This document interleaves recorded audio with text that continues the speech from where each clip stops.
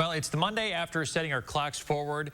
While many of our bodies are still making some adjustments to the time change, Chris Reese is here now with some advice from an SSM healthcare worker about the importance of getting some quality sleep. It was tough for me last night getting to bed because it was like we were trying to go to bed an hour earlier than we're used to.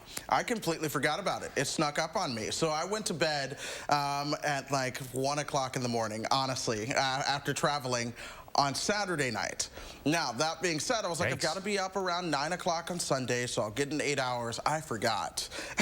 So that alarm went off on Sunday, and I was just like, oh my goodness. But all month long, the Recipe for Health team, we're going to be focusing on sleep, how much you need, why it's important, and while that time change being hot off the press may mean that some of your kids are still adjusting, SSM Health pediatrician Dan Beardmore is talking about the role that sleep plays in children and teens.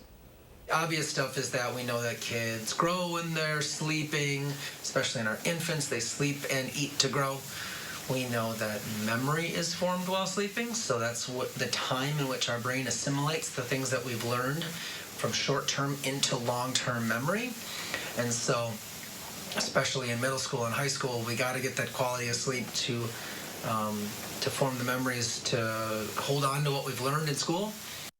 Now, Beardmore goes on to say that he sees a lot of parents come in with questions about the behavior in their children. And one of the first questions he's going to ask is, how well is the child sleeping at night? For parents who have children struggling with sleep, Beardmore says a bedtime routine and putting away that screen at least 30 minutes to an hour before bedtime is a must. He also says to avoid staying up late or sleeping in on the weekends. That throws off the sleep schedule, which is what I did over the weekend. Now, of course, our Time for Kids Recipe for Health team is always asking what you want to hear about. So let us know what health topics you're interested in or share your family's health story with us online at ssmhealth.com/timeforkids. Our kids go to bed at about 7:30, which means that the sun was still kind of out last night, and that's usually a big problem for us. It's we try to get them to go to bed, and they say, but the sun is still out.